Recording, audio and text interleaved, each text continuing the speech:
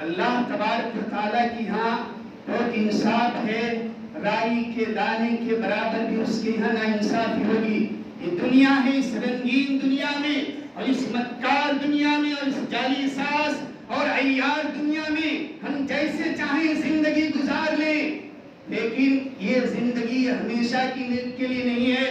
عمل حیات الدنیا الا متاع الغرور، یہ تو دھوکے کا سامان ہے، ساز و سامان کی ایک ٹٹی ہے، ایک بھول بھلیاں ہے، اس کی ایک چمک ہے، رمک ہے، اس کی رعنایا اور اس کی دل فریبیوں میں ہمیں گم نہیں ہونا ہے۔ اس کی ویلو اللہ تبارک و تعالیٰ کی ہاں مچھر کے پر کے برابر بھی نہیں ہے۔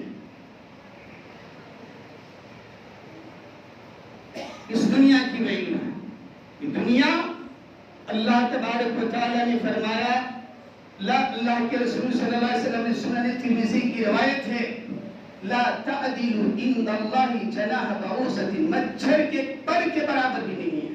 اگر اس کو ویلو ہوتی اللہ تبارک و تعالیٰ کی یہاں تو ہم کسی کافر کو پانی کا گھونٹ تک نہیں پلاتے، لیکن اللہ تعالیٰ پلا رہا ہے کافر کو۔ اس کا مطلب یہ ہے اس دنیا کی ویلو مچھر کے پر کے برابر بھی نہیں۔ امام اصمعی ایک لغت کے بہت بڑے امام گزرے ہیں، کہا عمل حیات الدنیا الا متاع الغرور، کہ اللہ تعالیٰ نے اس دنیا کو متاع کہا ہے، کہ متاع کہا اللہ تعالیٰ نے کہ دنیا متاع ہے، تو متاع آخر کس چیز کا نام ہے؟ عرب میں لفظ متاع کس کو بولتے ہیں؟ قریہ قریہ جانے لگے، بستی بستی جانے لگے، گاؤں گاؤں جانے لگے۔ گاؤں میں پیور عربی زبان بولی جاتی ہے، اس لیے اس لفظ کی تحقیق میں امام اصمعی نکل گئے۔ بستی بستی گزر رہی، گاؤں گاؤں گزر رہے۔ ایک گاؤں کے پاس جب ان کا گزر ہوا، گاؤں کے گھر کے پاس سے، تو وہاں ایک خاتون اپنی بیٹی سے بول رہی ہے، ہاتی المتاع، بیٹی متاع لے کر کے آؤ۔ تو امام اصمعی ٹھہر گئے کہ دیکھتے ہیں یہاں متاع کس کو بولا جاتا ہے۔ تو امام اصمعی نے دیکھا کہ ماں جو اپنی بیٹی کو آواز دی کہ بیٹی متاع لے کر کے آؤ، تو وہ بیٹی وہ کپڑا اپنی ماں کے پاس لے کر کے آئی جو مخصوص دنوں میں عورت استعمال کرتی ہے۔ وہ کپڑا لے کر، اللہ نے متاع اس کپڑے کو کہا ہے جو ایک عورت مخصوص دنوں میں استعمال کرتی ہے، 5 دن کے لیے، 6 دن کے لیے، 7 دن کے لیے۔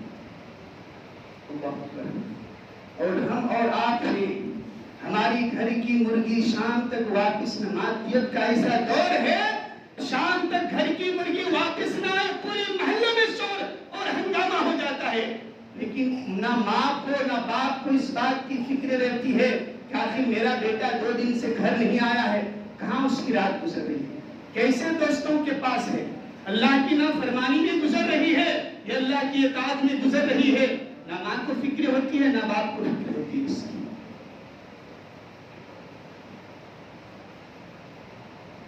تو زبان ایک امانت ہے، اور یہ سرگوشی امانت ہے۔ ایک آدمی اگر آپ سے کان میں بات کر رہا ہے تو سامنے والے کو یہ سمجھنا چاہیے یہ امانت ہے، اس کو خیانت نہیں کرنا چاہیے۔ یہاں تو پوری رات پورا دن گزر ہو رہا ہے ایک دوسرے کی شکوے اور شکایت میں اور غیبت اور چغلی میں۔ اللہ کے رسول فرمائے ایک آدمی اگر آپ کے کان میں آہستہ سے گفتگو کر رہا ہے تو وہ امانت میں شمار ہے، اس کو خیانت نہ کرے۔ لفظ الموت کے موقع پر حضرت فاطمہ رضی اللہ تعالیٰ عنہ کے کان میں اللہ کے رسول صلی اللہ علیہ وسلم نے کچھ بڑبڑایا تو فاطمہ رضی اللہ تعالیٰ عنہ رونے لگی۔ آخری دنوں میں جب آپ صلی اللہ علیہ وسلم کا انتقال ہو رہا، پھر پلٹ کر کے کان میں کچھ کہا، آپ صلی اللہ علیہ وسلم نے حضرت فاطمہ رضی اللہ تعالیٰ عنہ سے، تو حضرت فاطمہ رضی اللہ تعالیٰ عنہ ہنسنے لگی۔ عائشہ رضی اللہ تعالیٰ عنہ نے پوچھا بابا نے تمہارے کان میں کیا کہا؟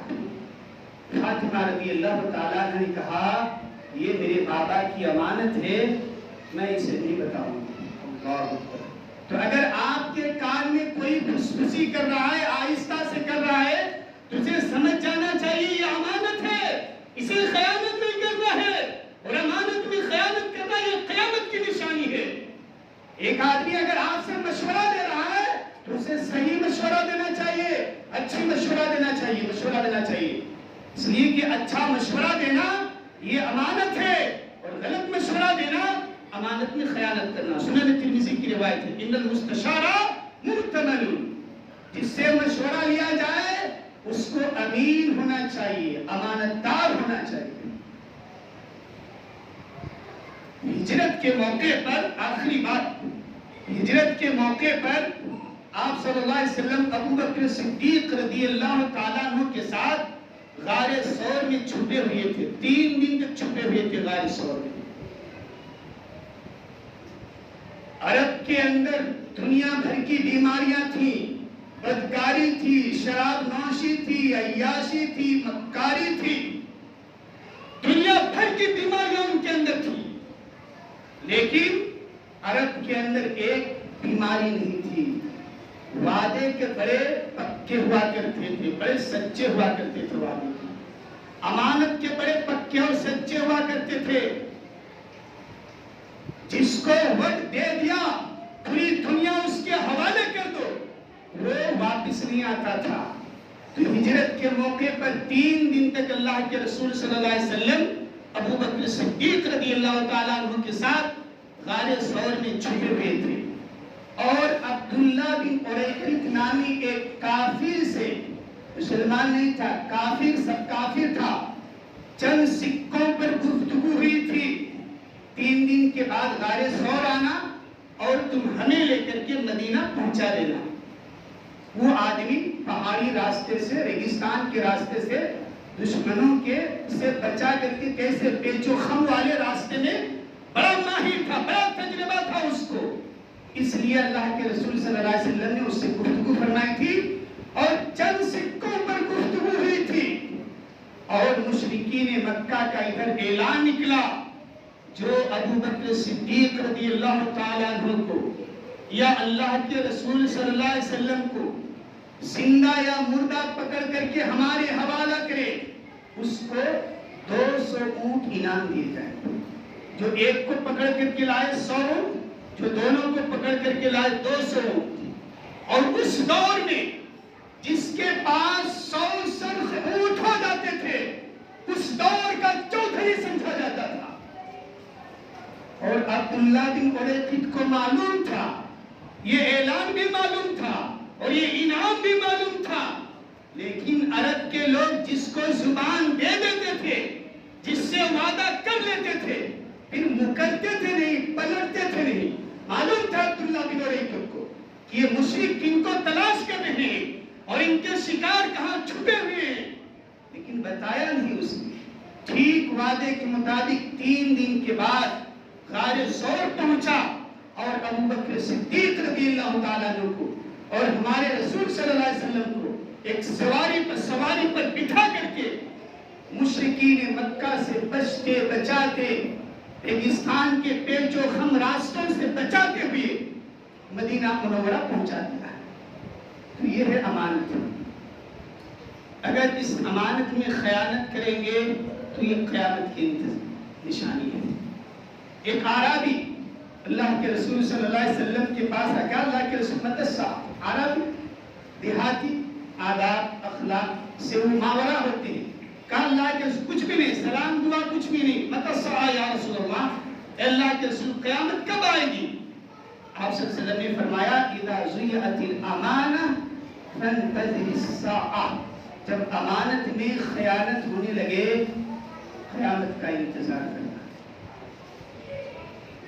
خلاصہ یہ ہے, اللہ تبارک و تعالیٰ سے دعا ہے کہ اللہ تبارک و تعالیٰ امانت کے طور پر ہمیں جو بھی ملی ہے, خواہ وہ اولاد کی شکل میں ہو, زبان کی شکل میں ہو, ہاتھ اور پیر کی شکل میں ہو, بیوی کی شکل میں ہو, بھائی کی شکل میں ہو, بہن کی شکل میں ہو, جس شکل میں بھی اللہ تبارک و تعالیٰ نے جو ہمیں امانت دی ہے اس امانت کو پورا کرنے اور اس پر کھڑا اور پکا اترنے کی اللہ تعالیٰ ہم تمام لوگوں کو توفیق خاص عنایت فرمائے. اللہم آمین. بڑوں کا احترام کرنے, والدین کی قدر کرنے, چھوٹوں پر شفقت کرنے کی اللہ تبارک و تعالیٰ توفیق عنایت فرمائے. ماں اور باپ کے حقوق کو ادا کرنے کی توفیق عنایت فرمائے. بھائی بہنوں کے حقوق کی ادائیگی کرنے کی توفیق عنایت فرمائے. اللہم آمین. اقول قولی ھذا واستغفر اللہ لی ولکم لسائر المسلمین. الحمد للہ رب العالمین. بارک اللہ لنا ولکم فی القرآن العظیم. ونفعنا وإياكم بالآيات والذكر الحكيم إنه تعالى تواب كريم منبه بالرؤوف الرحيم.